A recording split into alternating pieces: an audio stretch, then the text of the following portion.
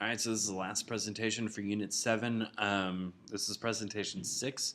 The reason why we skipped one is the presentation 5, which I sometimes go over, is just going back over the three religions, the monotheistic religions that start in the region, and we've gone over that pretty intensely. And then I've gone back over it as we've gone through these different regions, so I feel like you should be okay with it.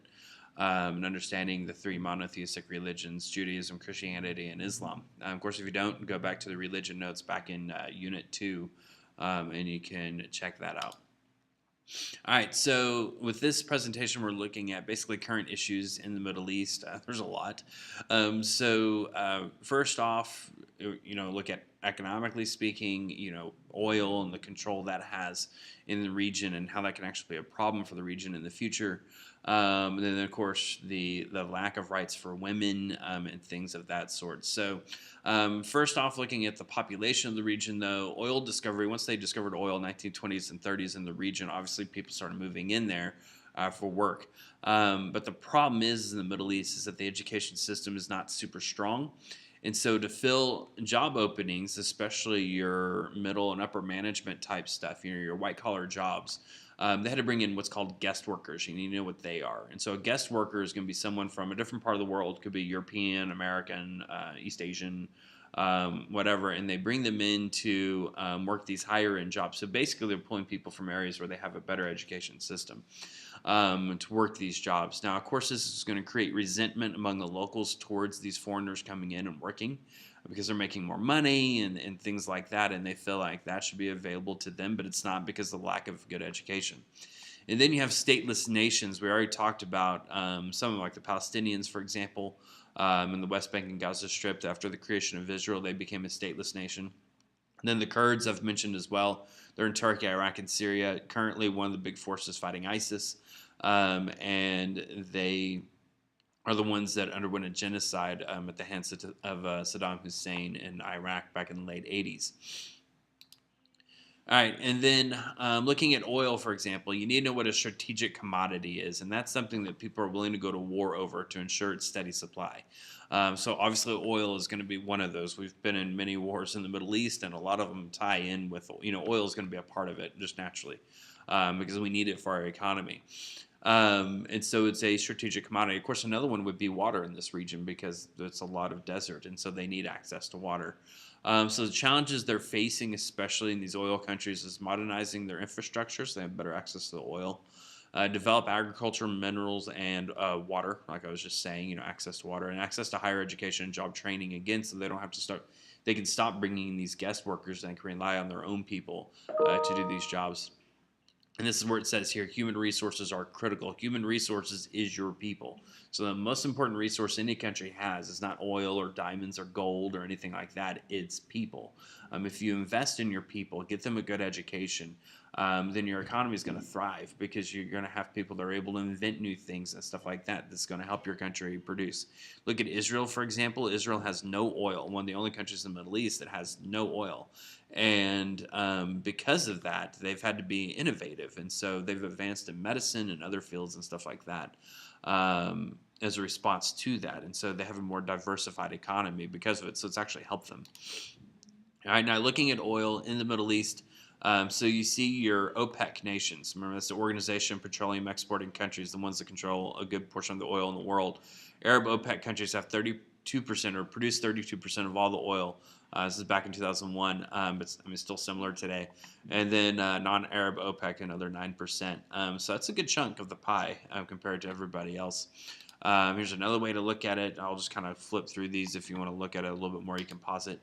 And again, another way to see here how much more the Middle East produces. And we'll go on down to here to the population pyramids.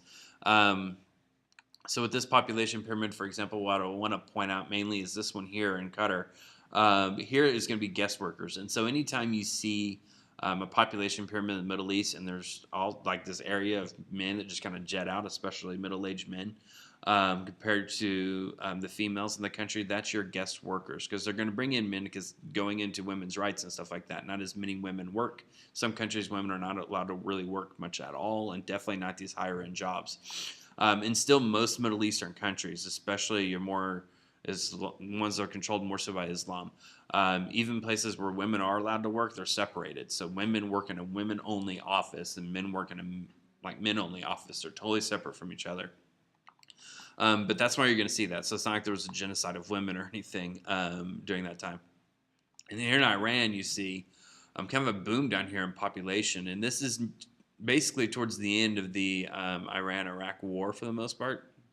We kind of see this boom, and then it dropped off as well. But that's all I was going to point out there. And then here, looking at women, so you can see, looking at all these different countries, the things that are being done to women. So green, for example, seclusion of women accepted among some ethnic or religious groups. So it's okay to seclude them from activities of the government or basically anything. Orange, increased religious fundamentalism leading to heightened legal and social restrictions for women.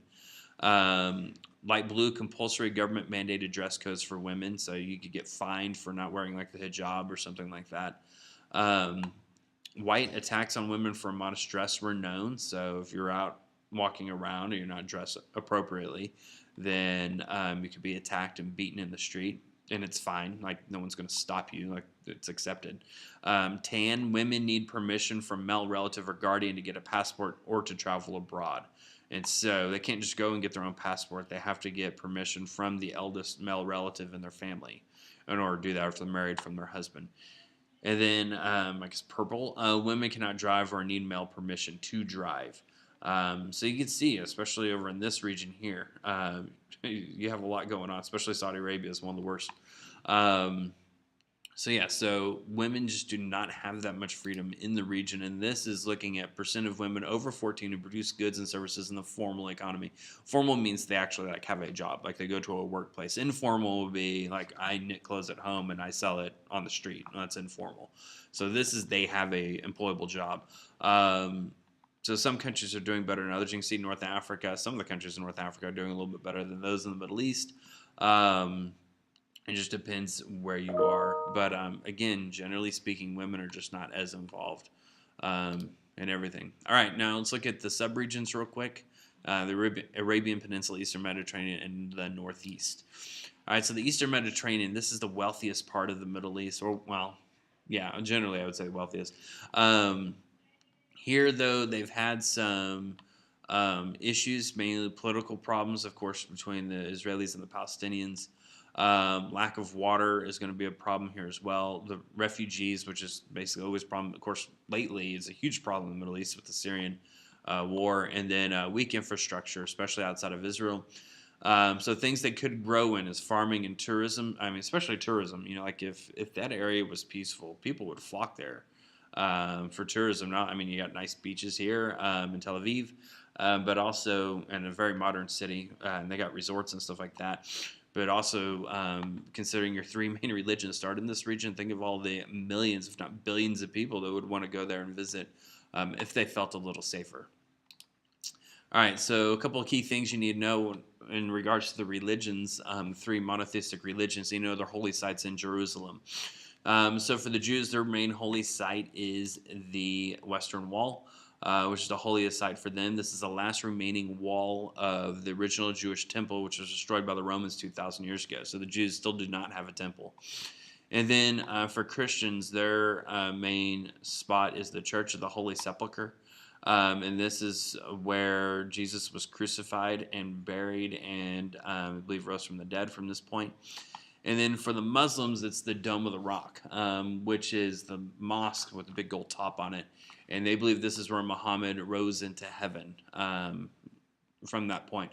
Christians and Jews believe that's the point where Abraham was told to go sacrifice Isaac, and then God provided the ram instead, so he didn't have to sacrifice his son. All right, then the Northeast. So this area is majority Muslim for the most part. Your different ethnic groups, you have Turks, Persians, and Kurds.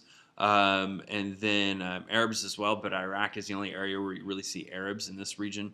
The Kurds, as I mentioned before, is a stateless nation in Iraq, Turkey, and Syria, who have been under attack by ISIS, who had a genocide against them by Saddam Hussein, so just not a very well-liked group in the region. And then not a lot of agricultural land. Most of it is going to be right along the Tigris and Euphrates River.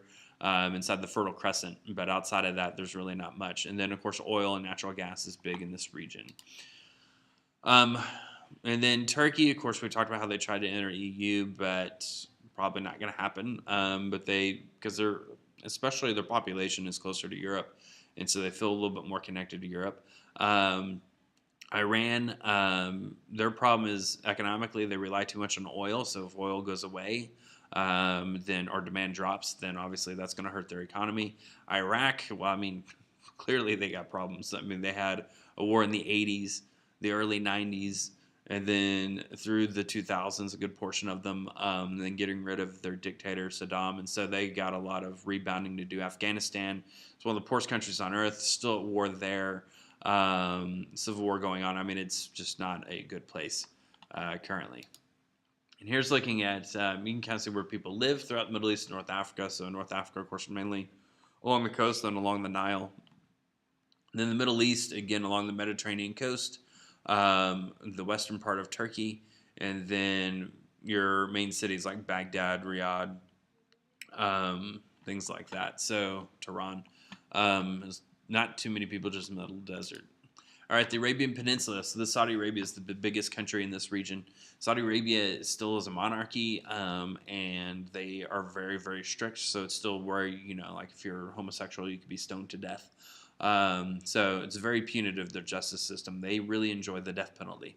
So they're more Islamist, but we still support them because they give us a lot of oil, which is the biggest part of their GDP is going to be oil production.